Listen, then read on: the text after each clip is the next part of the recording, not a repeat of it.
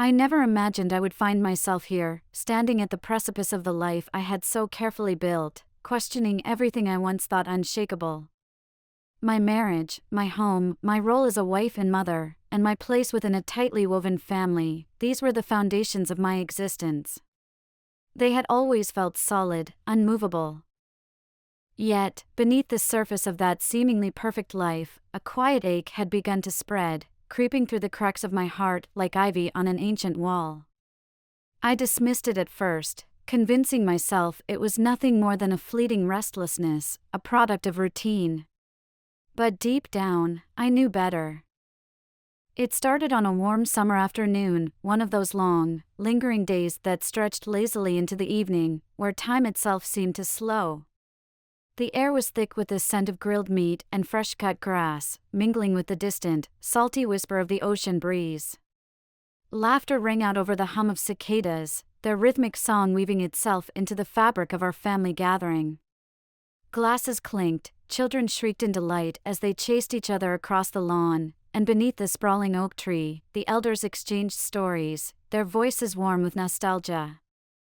Our families had always been intertwined, bound not just by blood, but by rituals passed down through generations, yearly reunions, holiday feasts, impromptu Sunday dinners. There was an unspoken understanding that no matter how far we drifted in the currents of our own lives, family was the anchor that held us steady. Among the familiar faces was one I had seen countless times before, yet never truly noticed until that day. Harry, my husband's cousin, had always been a quiet fixture in the periphery of these gatherings. He was the kind of person who existed on the edges, neither withdrawn nor eager to insert himself into the heart of the commotion. A steady, unassuming presence, content to observe rather than participate. But that summer, something about him was different. Or maybe it was me who had changed. The sun dipped lower, painting the sky in strokes of lavender and gold, the kind of hues that made you pause and take notice. Somewhere in the distance, a record player crackled to life, spilling soft jazz over the evening air. The party continued in full swing, yet I found myself drifting away from it, drawn instead to the quiet of the porch. Harry was already there, leaning against the wooden railing, a bottle of beer in his hand, his gaze lost in the horizon. At first, our conversation was like it had always been, casual, polite, the kind of small talk exchanged by people who had known each other forever yet barely scratched the surface. We reminisced about past reunions, childhood antics, shared memories that felt oddly distant, like a faded photograph. But then, something shifted. Maybe it was the way the light caught his face, casting shadows that made him seem somehow different, more real. Or maybe it was the way his voice softened when he spoke about things that truly mattered to him, his dreams, his struggles, his quiet search for meaning in a world that often felt hollow. He wasn't just talking, he was revealing pieces of himself, offering them freely, without expectation. And I listened, drawn in, not just by what he said, but by how he made me feel. Seen. Understood. In a way I hadn't felt in years. The evening stretched on, the voices of our families blending into the background, distant yet comforting. A warm breeze lifted the loose strands of my hair, and for the first time in a long time, I felt weightless. There was something intoxicating about the moment, something that felt both inevitable and dangerous, like the pull of a tide you know you shouldn't surrender to. Harry turned to me then, his gaze steady, searching. In that moment, the world seemed to shrink, narrowing down to the space between us. A fleeting second stretched into eternity, charged with something unnamed yet undeniable. His eyes held questions I wasn't ready to answer, emotions I didn't dare acknowledge. For a fraction of a second, the air thickened, humming with possibilities, heavy with unspoken words. It was as if the night itself held its breath, waiting. It wasn't love. Not yet. But it was something. A spark. A tremor. A quiet stirring deep within me, awakening emotions I had long silenced. And it terrified me. In the days that followed, I told myself it was nothing, a fleeting moment, an anomaly, a trick of the mind. I buried it beneath the weight of my responsibilities, drowning it in the rhythm of my carefully structured life. But Harry lingered in my thoughts, an echo that refused to fade, like the haunting refrain of a song I couldn't quite forget. I reminded myself of the life I had built, of the vows I had spoken. I loved my husband. Charlie was a good man, kind, steady, dependable. He was the anchor that held me in place, the safe harbor I had always counted on. Together, we had crafted a life woven with shared dreams, quiet contentment, and the unspoken understanding that comes with years spent side by side. But love, I had come to realize, was not a grand, sweeping fairy tale. It was not an endless rush of passion or an unwavering tide of happiness. It was work. It was compromise. It was choosing each other every day, even when the spark dimmed and the weight of routine threatened to dull its glow. It was finding comfort in familiarity, in the steady presence of someone who knew your heart, even when it no longer raced at their touch. And yet, no matter how hard I tried to focus on all the reasons my heart should remain steadfast, I couldn't ignore the growing distance between us. Somewhere along the way, the easy laughter had faded, the shared glances had lost their warmth, and the silences between us had stretched a little too long. Harry was not a temptation in the way that reckless infatuation might be. He was a reminder. A reminder of what it felt like to be truly seen, to have someone look at you as if you were something more than just a role to be fulfilled. A reminder of a time when love felt electric, unpredictable, thrilling. I told myself I had everything I had ever wanted. I told myself I was happy. But then why, in the quiet moments of the night, did I find myself wondering what it would feel like to let the spark ignite? Somewhere along the way, between raising children, paying bills, and navigating the everyday realities of adulthood, the spark between Charlie and me had faded. Not completely, but enough to be noticeable. We still loved each other, of that I was certain. But our love had become predictable, safe, and if I was honest, a little stagnant. Harry, with his quiet intensity and contemplative gaze, felt like a reflection of something I had lost, a reminder of the person I used to be before life became so heavy. Our interactions were innocent at first. A passing smile across the room during a family gathering, a brief exchange of words in the kitchen while everyone else was distracted. Yet each moment carried an undeniable tension, an awareness that neither of us acknowledged, but both of us felt. I tried to convince myself it was nothing. That I was imagining it.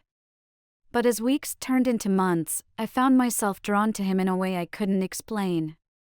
It wasn't just his presence, it was the way he seemed to look beyond the version of myself I presented to the world, past the wife, the mother, the responsible adult. He saw something deeper, something restless, something longing for more. I remember the night everything changed. It was an autumn evening, crisp and cool, the scent of fallen leaves lingering in the air. The sky stretched above us, endless and speckled with stars. We were at my in-laws' house for dinner, surrounded by family, laughter, and the comfortable chaos of familiar routines. At some point in the evening, I stepped outside, craving a moment of solitude. I found Harry already there, leaning against the porch railing, his breath visible in the chill of the night. We talked as we always did, but this time, the conversation carried an unfamiliar weight, an unspoken vulnerability that made the air between us feel different. I feel like I've been sleepwalking through my life, I admitted, the words slipping out before I could stop them. Like I'm moving through each day, but I'm not really living. Harry didn't answer right away. He looked out at the horizon, as if searching for something just beyond reach. I know what you mean, he said at last, his voice quiet. Sometimes I wonder if this is all there is, just existing, instead of really being alive. His words hit something deep inside me. We stood there in silence, but the understanding between us was stronger than anything we could have said. When he finally turned to face me, there was something in his eyes, a mix of sadness and something else, something unspoken that made my heart stumble. And in that moment, I knew. We were standing on the edge of something that could change everything. Cracks in a life don't appear all at once. They form in the quiet spaces, in the shadows of routine, creeping into the soul like water seeping through stone. At first, I thought I could ignore them. I thought I could bear the weight of those stolen moments, the whispered confessions, the growing burden of guilt. But I was wrong. I thought I could live in two worlds, one where I was the woman I had always been, and another where I was the person I had become. But no matter how tightly you try to hold onto a secret, the truth always finds its voice. The morning after meeting Harry in the park, everything felt heavier. The choice to end things should have brought a sense of relief, maybe even closure. Instead, it left behind a hollow ache, an emptiness I couldn't ignore. I had convinced myself that walking away would make it easier, that I could simply return to the life I had built with Charlie as if nothing had happened. But the weight of what I had done was a burden I wasn't ready to carry. I had always believed myself to be strong, someone who could weather any storm. But this storm was different. It was one of my own making, and the damage it would leave behind terrified me. For days, I drifted through my routines, lost in my own thoughts, retracing every step that had led me here. I thought about my marriage, the moments that defined it, the places where cracks had formed. Charlie had always been steady, the kind of man who didn't need grand gestures to show his love. He wasn't one for dramatic declarations, but his devotion had always been evident. It was in the way he made my coffee just the way I liked it, without me ever having to ask. The way he reached for my hand during difficult times, offering silent reassurance. The way his voice carried a quiet certainty, as if no matter what happened, we would always find our way. But somewhere along the way, I had stopped noticing. I had stopped listening. Late one evening, I sat alone at the kitchen table, the hum of the refrigerator the only sound in the otherwise silent house. The guilt gnawed at me, tightening its grip with every passing second. I couldn't keep this from him any longer. Every time I met his eyes, I felt like a fraud. He deserved to know the truth, no matter how much it would hurt. But how do you tell the person you love that you've betrayed them? How do you find the words to break their heart? When I finally found the courage, it was a quiet Sunday afternoon. The kids were out with friends, and golden autumn light poured through the windows, bathing the house in warmth. Charlie sat in the living room, a book in his hands, his glasses perched on the bridge of his nose. It was such a familiar scene, so safe, so ordinary, that for a brief moment, I almost turned back. I could let the moment pass. Pretend nothing had changed. Carry my secret to the grave. But then he looked up at me, his expression soft and loving, and I knew. I couldn't hide anymore. "Charlie," I said, my voice unsteady. "Can we talk?" He lowered his book, concern flickering in his eyes. "Of course," he said, his tone even, gentle. "What's wrong?" I sank into the chair across from him, my hands clasped tightly in my lap. My heart pounded so loudly, it nearly drowned out my thoughts. The words I had practiced over and over in my mind now felt small, inadequate. And yet, they were "I need to tell you something," I finally said, my voice barely audible. "Something I should have told you a long time ago." Charlie's gaze met mine, searching, wary. I saw the flicker of concern in his eyes, the faint hesitation of someone bracing for a blow. "Okay," he said slowly, his voice controlled but cautious. "I'm listening." And so, I told him everything. I spoke of the growing distance between us, the loneliness that had settled into our marriage like an unwanted guest. I confessed how, instead of turning to him, I had sought solace elsewhere. I told him about Harry, how it had begun, how it had escalated, and how I had put an end to it. I didn't try to soften the truth or offer excuses. I simply laid it bare, raw and unfiltered, my voice breaking beneath the weight of my own words. And when I finished, silence fell between us like a heavy curtain.